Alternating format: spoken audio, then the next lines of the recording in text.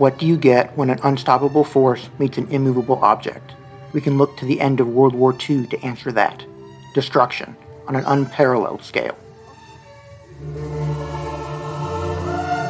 In 1945, the Allies had beaten the Empire of Japan back to their home islands, yet the war continued. Why? The USA demanded unconditional surrender and the dissolution of Japan's totalitarian government. Steeped in pride, both the military and citizenry were steadfast in their refusal to accept these terms. In response, America firebombed 67 Japanese cities and nuked 2 more.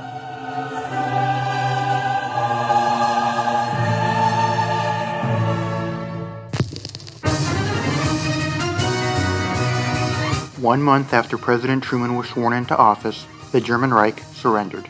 Japan, on the other hand, kept fighting.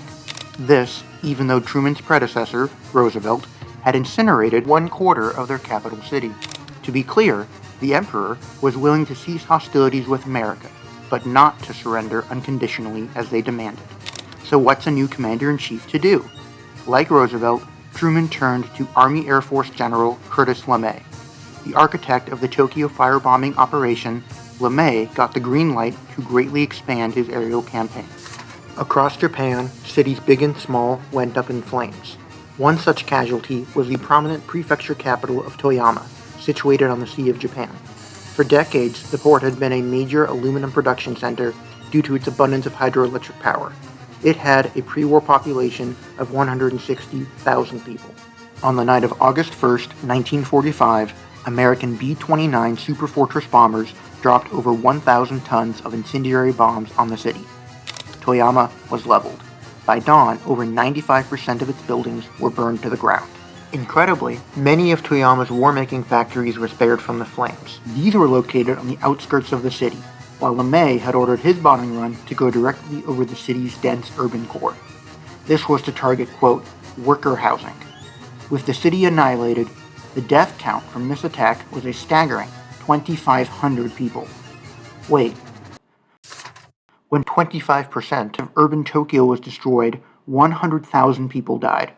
When 95% of urban Toyama was destroyed, 2,500 people died? What gives for this disparity? Well, for Toyama, American firebombing was preceded by American forewarning. Residents had awoken the previous morning to find that Uncle Sam had airdropped leaflets all around their homes. These bore the following message, quote, "These leaflets are being dropped to notify you that your city has been listed for destruction by our powerful Air Force. The bombing will begin within 72 hours. Systematic destruction of city after city will continue as long as you blindly follow your military leaders whose blunders have placed you on the very brink of extinction. It is your responsibility to overthrow the military government now and save what is left of your beautiful country. In the meantime, we urge all civilians to evacuate at once." Toyama's residents left in a hurry. Carrying what they could on their backs, most fled the city for the countryside. When they arrived in rural communities, the people of Toyama found they were not the first of Japan's domestic refugees. Many cities had already been devastated by the American aerial campaign. In total, a whopping 67 Japanese cities were firebombed. These extensive attacks led to the internal displacement of 8 million people, 1 out of every 9 Japanese civilians. We'll get to the exact number of dead in a moment, but for the sake of argument, let's pretend that no one died, that Truman warned every civilian before bombing their home, and that every civilian evacuated safely. Would these actions be considered war crimes? Well, it depends on which law of war we use.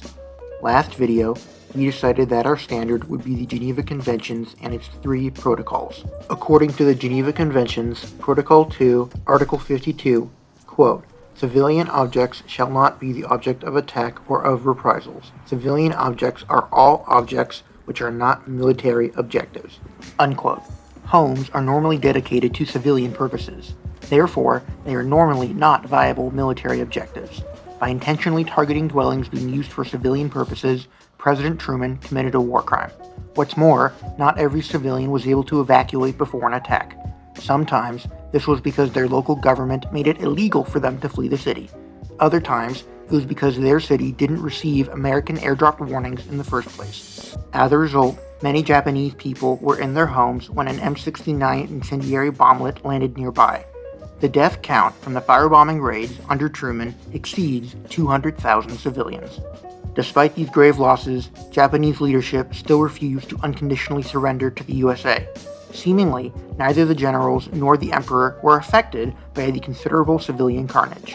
Remaining in power and maintaining the imperial system were far more important to them than ending the months-long bombardment. President Truman, however, was quite insistent on unconditional surrender. On August 6, 1945, the aircraft Enola Gay dropped the atomic bomb Little Boy on the city of Hiroshima.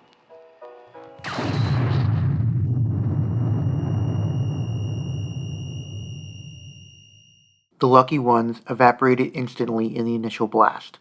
Survivors walked the destroyed city like zombies, their bodies burned beyond recognition, blackened skin falling off bone. The next day, people came from neighboring cities to assist those who remained. However, an invisible, insidious enemy persisted. Radiation. Many lost their hair and suffered internal bleeding. The rescuers had become victims as well. The death count for this event is 70,000 civilians, though later independent estimates argue the actual number was much greater. Most of the deaths occurred on the day of the bombing, with nearly all of them taking place by the end of 1945. Truman, for his part, wasn't done yet. If they do not now accept our terms, they may expect a rain of ruin from the air, the like of which has never been seen on this earth. 3 days later, on August 9, 1945, the aircraft Bockscar dropped the atomic bomb Fat Man on the city of Nagasaki. This bomb had more explosive power than the first. Despite this, it was less lethal, claiming the lives of a mere 40,000 people. Why? Geography. Hiroshima is flat, and Little Boy was dropped in the densest part of the city. Meanwhile, Nagasaki is split into multiple distinct regions. Fat Man was dropped here, in the Urakami Valley, where the hills limited the bomb's effect. Regardless, both subsequent urban fires devastated much of the surrounding area, killing tens of thousands of people. 5 days later, on August 15, 1945, Hirohito delivered his first ever radio broadcast to the people of Japan. The empire would be surrendering unconditionally to the US of A. The war was essentially over. Now, many consider the atomic bombings to be the key behind the emperor's decision to surrender. Let's say this is 100% correct. Truman's actions here are still war crimes. According to Protocol 1, Article 51 of the Geneva Conventions, the deliberate targeting of civilians is a war crime. Quote, "The civilian population, as well as individual civilians, shall not be the object of attack." We now know enough to rank Harry Truman on our tier list. For intentionally killing 310,000 Japanese civilians, Truman gets in the 100,000 plus dead civilians tier, beating out FDR.